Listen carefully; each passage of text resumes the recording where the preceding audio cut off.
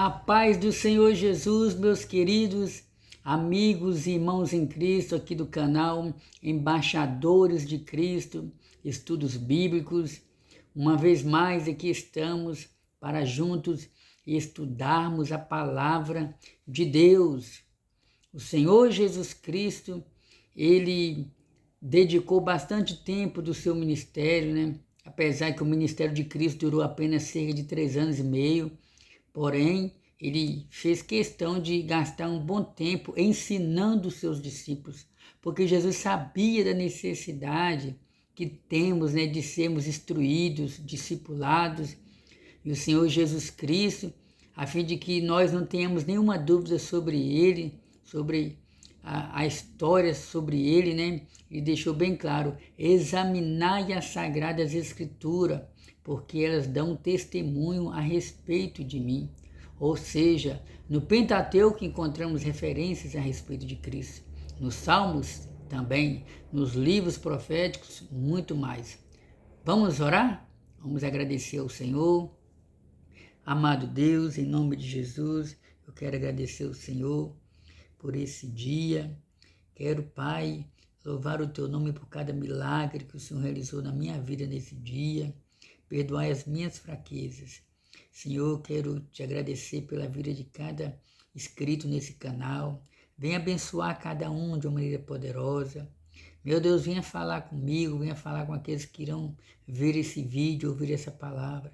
Em nome de Jesus. Amém! Oh, glória a Deus! Maravilha, maravilha de Deus. Meus amados, hoje nós estaremos estudando a última lição desse segundo trimestre do ano de 2024. Lembrando que nesse trimestre nós estudamos sobre a carreira que nos está proposta. Eu estou até com a revista aqui, sabe? A carreira que nos está proposta. O caminho da salvação, santidade e perseverança para chegar ao céu.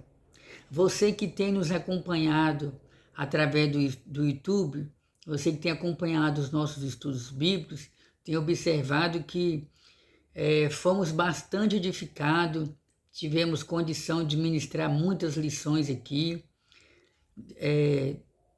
Falamos sobre o início da caminhada cristã, que foi a primeira aula.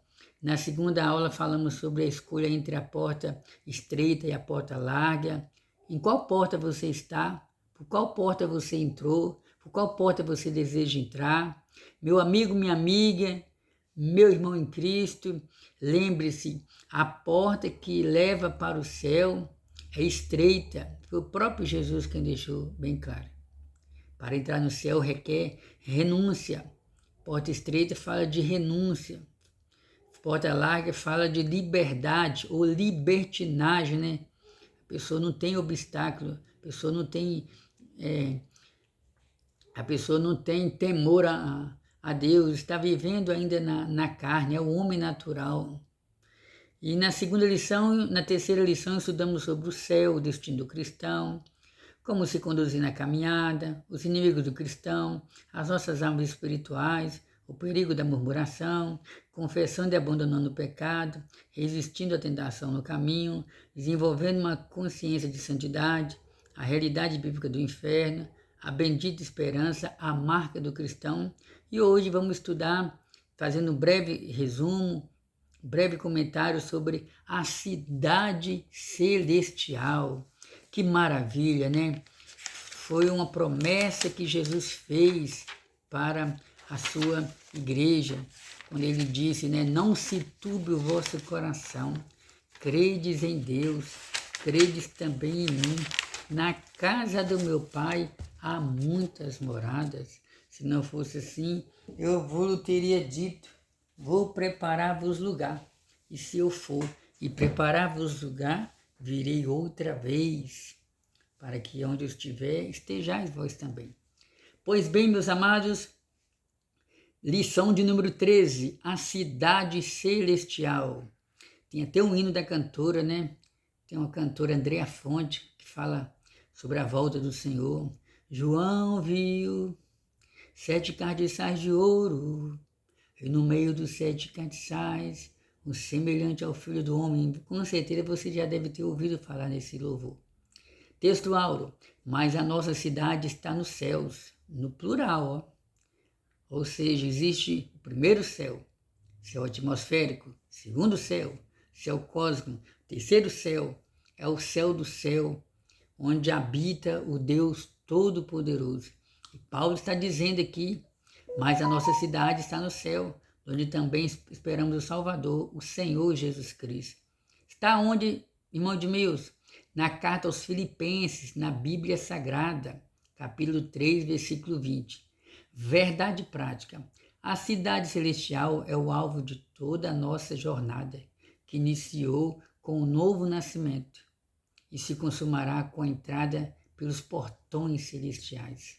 Que maravilha, né? A cidade celestial é o nosso alvo. O objetivo maior de cada cristão, salvo na pessoa de Jesus Cristo. O objetivo maior de cada cristão que se tornou servo de Deus.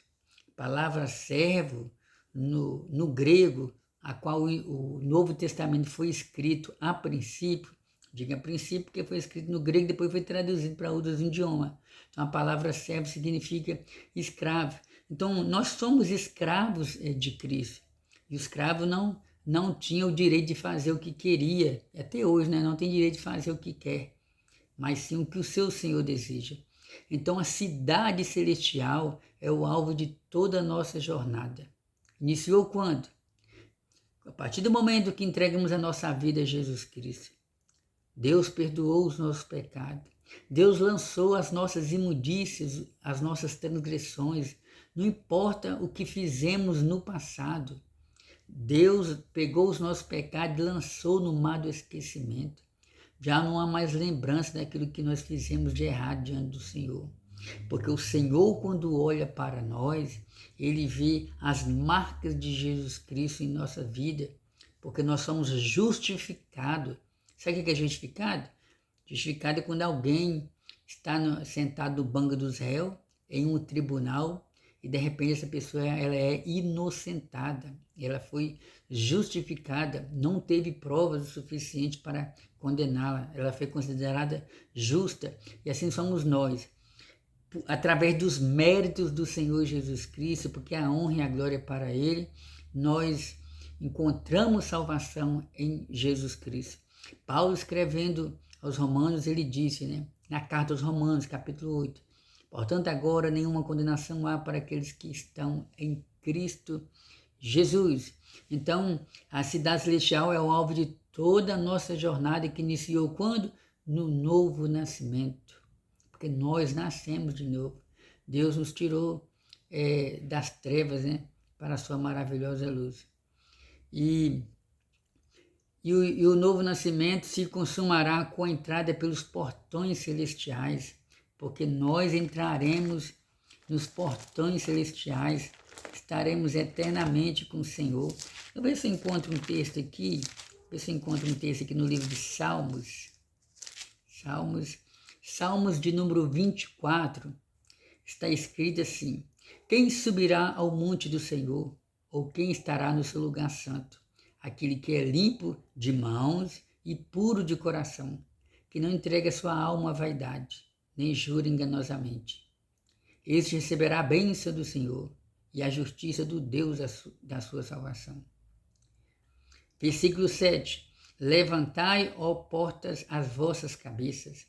Levantai-vos, ó entradas eternas, e entrará o Rei da Glória.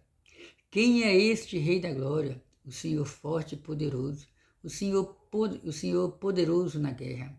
Levantai, ó portas, as vossas cabeças. Levantai-vos, ó entradas eternas, e entrará o Rei da Glória. Quem é este Rei da Glória? O Senhor dos Exércitos. Ele é o Rei da Glória. Aleluia! Cremos que essa profecia contida no livro de Salmos, muito em breve vai se cumprir de uma maneira completa, né? Porque a princípio aqui está apontando para Jesus. Alguns intérpretes acreditam que essa palavra ela teve o início do seu cumprimento quando Jesus Cristo subiu ao céu após a sua ressurreição, ficou 40 dias com seus discípulos e depois subiu ao céu. Está onde, irmão de meus? Atos dos Apóstolos, capítulo 1. Procure aí na sua Bíblia. Vamos prosseguir. Apocalipse, capítulo 21, versículo 9 ao versículo 14 e também capítulo 22, versículo 1 ao 5. E veio um dos 7 anjos que tinha 7 taças cheias das últimas 7 pragas e falou comigo dizendo: Vem, mostrar-te-ei a esposa, a mulher do Cordeiro. E levou-me em espírito a um grande e alto monte e mostrou-me a grande cidade, a santa Jerusalém, que de Deus descia do céu. E tinha a glória de Deus. A sua luz era semelhante a uma pedra preciosíssima, como a pedra de jaspe, como um cristal resplandecente. E tinha um grande e alto muro com 12 portas, e nas portas 12 anjos, e nomes escritos sobre elas, que são os nomes das 12 tribos de Israel. Da banda do levante tinha 3 portas, da banda do norte 3 portas, da banda do sul 3 portas, da banda do poente 3 portas. E o muro da cidade tinha 12 fundamentos, e neles o nome dos 12 apóstolos do Cordeiro. Apocalipse fala da visão, da revelação que o apóstolo João recebeu de Jesus. Apocalipse capítulo 22, a partir do versículo 1. E mostrou-me o rio puro da água da vida, claro como cristal, que procedia do trono de Deus e do Cordeiro. No meio da sua praça, e de uma e de outra banda do rio, estava a árvore da vida, que produz 12 frutos, dando seu fruto de mês em mês. E as folhas da árvore são para a saúde das nações. E ali nunca mais haverá maldição contra alguém. E nela estará o trono de Deus e do Cordeiro, e os seus servos o servirão, e verão o seu rosto, e na sua testa estará o seu nome.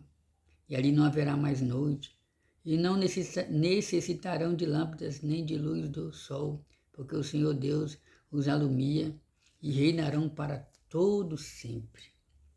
Aleluia! Bendito seja o nome de Jesus. Introdução. Os cristãos lembrando que o nosso estudo será baseado nesses textos bíblicos, nesses versículos bíblicos que nós lemos. Prosseguindo, os cristãos que têm conhecimento da Sagrada Escritura sabem que não foram destinados para viver apenas neste mundo. Aqui somos peregrinos e forasteiros.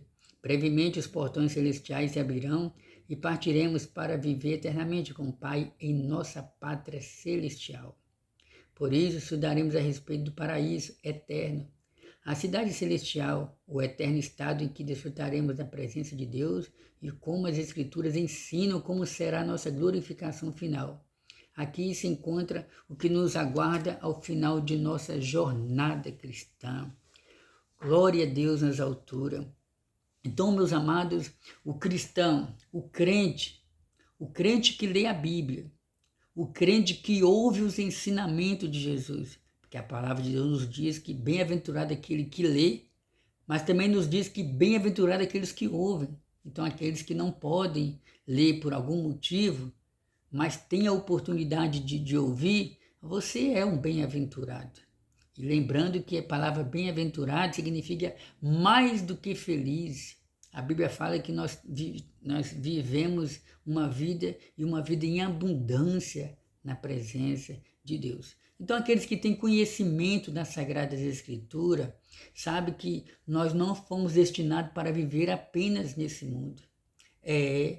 A igreja de Cristo, ela vive nesse mundo como forasteiro, como peregrinos, é o que o apóstolo Pedro deixou bem claro. Eu já disse aqui nesse canal que tem uma diferença entre peregrino e andarilho. O andarilho, ele anda sem um destino certo,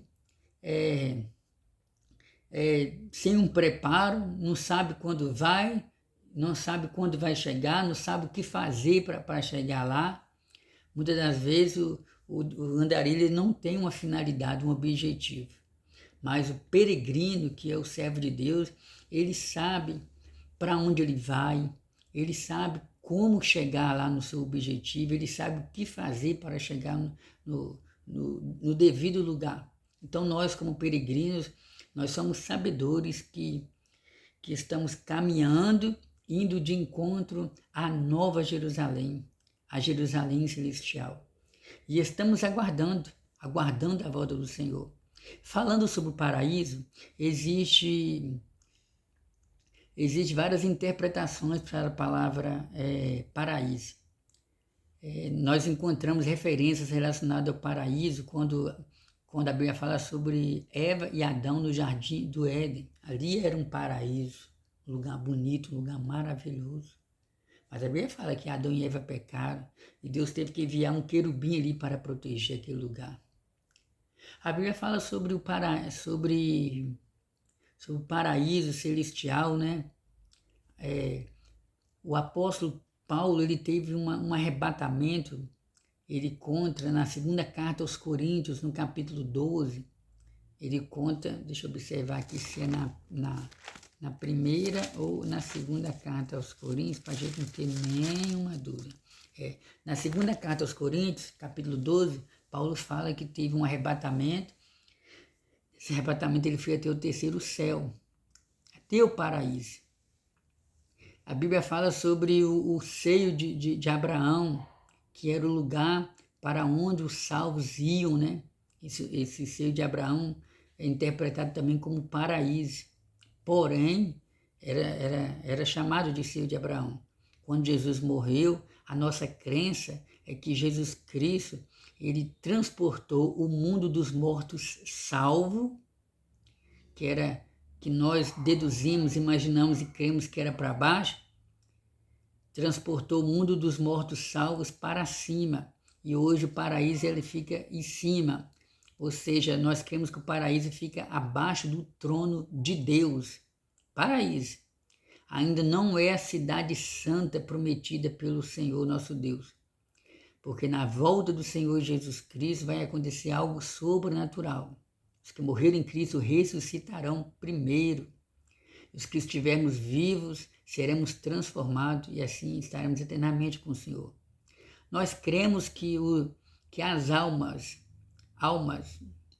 que estão lá no paraíso, a alma está ligada com o espírito, eles não se desligam, por mais que existam várias interpretações para a palavra alma. Creio que no arrebatamento da igreja, as almas que estão no paraíso, conscientes do lugar onde eles estão, voltarão, entrarão em seus corpos, não importa onde foram sepultados, e irão ressuscitar com corpos transformados.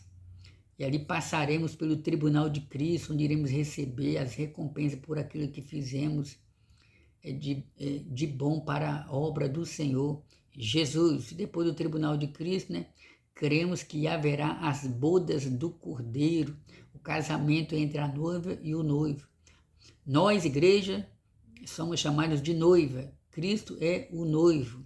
Oh, aleluia! E enquanto estivermos lá no céu, haverá a grande tribulação aqui na terra. Mas eu creio que a Bíblia fala que Deus não nos destinou para a ira. A grande tribulação é conhecida como a angústia de Jacó. É o dia que Deus vai derramar a ira sobre aqueles que rejeitaram o Senhor Jesus. Então, meus amados irmãos, como eu li no início do estudo, Salmos número 24 está ligado aqui com aquilo que o comentarista falou, né? Brevemente os portões celestiais se abrirão. Primeiro ponto, talvez eu não vou ler todo o comentário aqui devido ao tempo. Inclusive hoje estarei ministrando um estudo bíblico na igreja, falando sobre o livro de Apocalipse. Então vamos lá. O paraíso eterno. O que é o paraíso? Você já imaginou o que é o paraíso?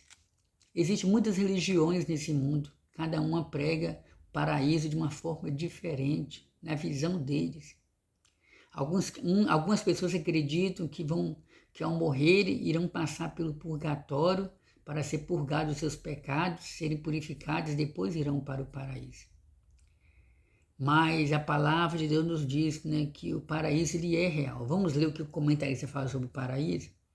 Uma definição que podemos mencionar de paraíso é o céu como morada de Deus, aleluia, dos anjos e dos salvos. Então o céu é morada de Deus, dos anjos e dos salvos. Quando estava na cruz, nosso Senhor fez uma promessa ao ladrão arrependido: em verdade te digo que hoje estará comigo no paraíso. Essa promessa foi prontamente cumprida, pois quando por ocasião de sua morte, o corpo do Senhor Jesus foi para a sepultura, mas seu espírito para o Pai, ou seja, para o céu, o lugar da habitação de Deus.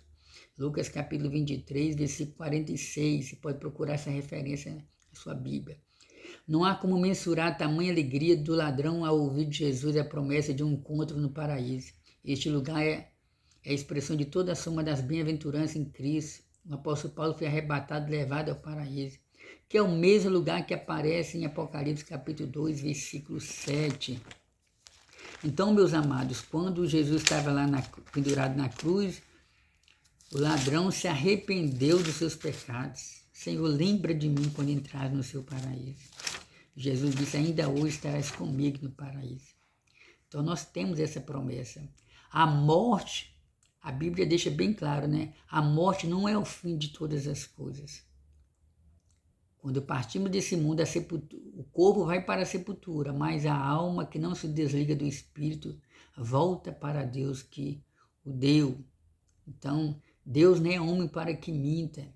Ele nos prometeu a vida eterna, Ele nos prometeu a Nova Jerusalém, Ele nos prometeu a eternidade, Ele nos prometeu o paraíso. O que é a cidade eterna? Depois do julgamento final, após o milênio, capítulo 20 de Apocalipse, e a purificação da terra por meio de fogo, surgirá a Nova Jerusalém, que figura como a cidade eterna de Deus. Quando esteve neste mundo, o Senhor Jesus assegurou que prepararia um lugar para os santos. A Nova Jerusalém, criada por ocasião da purificação ocorrida na terra, tem sua origem no céu, será também terrena, visto que substituirá a antiga cidade que estava contaminada. Ela descerá diretamente dos céus.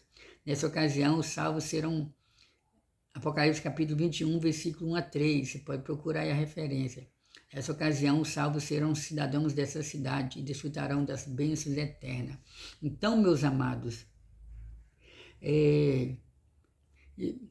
a palavra do Senhor nos mostra, o comentarista está nos dizendo sobre a Jerusalém. O que é a cidade eterna? Lembra que Jesus prometeu que iria para o céu preparar uma cidade? O Senhor Jesus Cristo, a Bíblia fala que o apóstolo João, ele viu a Nova Jerusalém descendo do céu. Então nós cremos que após o arrebatamento da igreja, após os 7 anos de grande tribulação aqui na terra, nós cremos que estaremos reinando com Cristo aqui na terra. O tempo é pouco para falar sobre isso. Quero abrir parênteses e dizer que existem várias linhas de interpretação sobre o milênio. E eu creio que a Nova Jerusalém, a cidade santa, como a Bíblia está falando, né? A cidade santa ela vai descer do céu e vai pairar, vai ficar no alto, vai ficar sobre a Jerusalém terrena. Depois você lê aí Apocalipse capítulo 20, capítulo 21, que fala melhor sobre isso. Mas ainda não é eternidade, ainda não é um estado eterno. A Bíblia fala que o diabo será, no final da grande tribulação, o diabo será preso por 1000 anos. Isso está escrito em Apocalipse capítulo 19. Jesus Cristo vai estar reinando durante 1000 anos com a igreja. No final do milênio, o diabo será solto novamente. É a última revolta do diabo. Leia Apocalipse. Talvez esse ensinamento soe como novidade aos seus ouvidos, porque muitos de nós não estudam, não leem a palavra, precisa ler. Quando a eternidade começará? De acordo com o estudo atende de Apocalipse. Então, aqui é uma pergunta. Quando que a eternidade começará? A eternidade começará a partir do momento que descemos à sepultura. Olha, vamos ver o que o comentarista diz aqui, né? De acordo com o estudo atento de Apocalipse, depois do arrebatamento da igreja, ocorrerá grande tribulação por um período de 7 anos. Em seguida, nosso Senhor retornará glorioso e triunfante por ocasião de sua segunda vinda. Então, meus amados irmãos, eu acredito que a eternidade ela começa a partir do momento que o ser humano perde o fôlego de vida. E aí ele vai viver eternamente com Deus ou sem Deus. O eterno e perfeito estado. Segundo ponto, o estado perfeito à luz da doutrina bíblica. De Gênesis e Apocalipse há um propósito divino na consumação dos séculos, onde tudo ocorrerá por ocasião da segunda vinda de Cristo Jesus, após o milênio em que serão estabelecidos um novo céu e uma nova terra. Apocalipse capítulo 21, versículo 1. Nesse tempo, o propósito original de Deus se cumprirá e toda a terra se encherá da sua glória. Conforme o apóstolo Paulo escreveu, haverá reconciliação geral de todas as coisas, em que céu e terra serão a mesma grei. Colossenses capítulo 1, versículo 20. Por isso, o perfeito e eterno estado é descrito na Bíblia como um lugar belo, de santidade, de perfeição, pois a antiga ordem. Amém. Então, meus amados irmãos, a Bíblia fala sobre o eterno estado. É o momento em que estaremos eternamente com o Senhor, na Nova Jerusalém. Ali não haverá choro, ali não haverá lágrimas, ali não haverá sofrimento. O estado perfeito à luz de Apocalipse. O livro de Apocalipse traz alguns símbolos que descrevem de maneira mais vívida o divino estado perfeito de todas as coisas. São símbolos que comunicam a singularidade desse novo estado. Um rio, uma árvore, ausência de mares, a presença de Deus. A vida eterna é descrita como um rio. O apóstolo João descreve essa eternidade como o rio da vida que brota do trono de Deus e do Cordeiro. Aqui está presente um aspecto simbólico do rio como símbolo de vida, que em diversas vezes o Senhor Jesus menciona como água da vida. Jesus falou, quem crê em mim, como diz a Sagrada Escritura, rios de águas vivas fluirão do seu interior. A água ela vem para saciar a nossa sede física. A palavra é simbolizada pela água. A água tem o poder de nos limpar. A vida eterna, se você quiser entender um pouco melhor sobre esse assunto, você pode ler João capítulo 4, versículo 10, Salmos 46, versículo 4, Ezequiel capítulo 47, versículo 1 a 12, principalmente esse texto de Ezequiel. A vida eterna é descrita como a árvore da vida remonta ao livro de Gênesis, Apocalipse 22, 2, Gênesis 2, 9, 3, 22, seus frutos de mês em mês e suas folhas simbolizam a vida que triunfou sobre a eternidade e a morte. Não haverá mais dores nem doenças, pois no divino estado a morte não prevalecerá. A vida eterna sem males, eu já até disse aqui, né? Que na eternidade não haverá morte, não haverá desespero, sofrimento, angústia, aflição, choro. Deus vai colher de nossos olhos todas as lágrimas, são as promessas que estão contidas na palavra do Senhor. A vida eterna na presença de Deus, ali nós vamos contemplar o Senhor face a face. A Bíblia fala que no momento nós conhecemos o Senhor em parte, mas vai chegar um momento que nós o conheceremos assim como Ele é. 1 Coríntios capítulo 3, versículo 12 fala sobre isso. Agora vamos para o terceiro e último ponto. O estado final de todos os santos. O que todo crente salvo deve esperar. Os santos de Deus, tanto do Antigo quanto do Novo Testamento, nunca viveram nessa terra com a ideia de permanecer nela eternamente. Olha que bênção, irmão.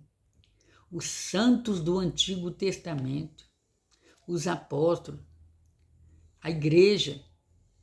Então, os santos do Antigo Testamento, eles nunca viveram nessa terra com a ideia de que iriam permanecer aqui para sempre. Mas eles aguardavam a eternidade com Deus. E temos o exemplo aqui de Abraão, né? Viveremos todos em unidade. Sim, na eternidade. Aqui na Terra, muitas das vezes, é difícil. Muitos de nós temos dificuldade de se relacionar com os irmãos, de se relacionar com o próximo, perdoar, tolerar, amar, abraçar. Mas é um mandamento de Deus, devemos amar sim, perdoar. porque na eternidade nós viveremos em unidade. A igreja estará eternamente com o Senhor. Aleluia. Finalmente em casa. Sabemos que nossa morada final não é aqui, neste mundo, nem na sepultura. Prova disso é que somos denominados de peregrinos. Olha que bênção. Olha que maravilha. Nossa morada final não é aqui neste mundo e nem na sepultura. Infelizmente, muitas pessoas pensam que morreu, acabou. Acabou o fôlego de vida, já era. Deixou a sepultura, se torna pó. Meu amigo, minha amiga, meu irmão em Cristo, se você conhece alguém que pensa dessa maneira, se você tiver a oportunidade, mostra para ele que existe sim vida após a morte. E que nós precisamos decidir se queremos Jesus Cristo, se queremos viver eternamente com Deus ou não. Então nós louvamos a Deus porque Deus nos deixou uma promessa. A nossa vida não acaba na sepultura. Nós viveremos eternamente com o Senhor. Jesus Cristo falou, a hora vem em que todos aqueles que estão nos sepulcros ouvirão a minha voz. Alguns ressuscitarão para vergonha e desprezo eterno, e outros para gozo, para alegria, paz, e estarão vivendo eternamente com o Senhor. Paulo falou, Maranata, Maranata, a hora vem, Senhor Jesus. Então, meus amados, somos sabedores que os sinais sobre a volta de Jesus Cristo, muitos sinais aí vocês estão observando aí, não precisa nem entrar em detalhe. Tudo nos mostra que breve Jesus Cristo voltará. Então, meus irmãos, chegamos ao final do nosso estudo bíblico. Glorificado seja Deus. Esse foi o último estudo bíblico desse segundo trimestre do ano de 2024, onde estudamos sobre a carreira que nos está proposta. E breve, ainda essa semana, querendo Deus, já estarei aqui ministrando. Vou fazer o possível para me reservar um tempo maior. Já estarei ministrando a primeira lição desse novo trimestre. Não estou com a revista aqui não, mas lembrando que nesse trimestre nós estaremos estudando sobre o tema principal, o Deus que governa o mundo e cuida das famílias, baseado no livro de Esther e na história de Ruth. Mais detalhes depois vou estar trazendo o estudo para os irmãos. Amém? Então eu quero agradecer você que acompanhou esse estudo até esse exato momento. Compartilhe essa palavra, envie para os seus amigos, nos grupos, envie nas redes sociais, mande para aquela pessoa que você sabe que precisa ouvir essa palavra. Dê o seu joinha, principalmente dê o seu joinha, comente. YouTube entende que a partir do momento que esse vídeo é compartilhado, é comentado, as pessoas dão um joinha, entende que esse vídeo é um vídeo importante. Automaticamente, quando alguém está fazendo uma pesquisa no YouTube, procurando algum estudo relacionado à vida eterna ou ao céu, aí o YouTube acaba indicando o nosso canal para outras pessoas. Então nos ajude a pregar o Evangelho, a palavra de Deus. Senhor Deus, louvado seja o teu nome pela vida do teu povo. Meu Deus, venha abençoar o teu povo, ajuda cada um a produzir frutos que glorifiquem o teu santo nome. Senhor, apresento a vida de todos aqueles que se inscreveram nesse canal. Enche cada um com teu Espírito Santo.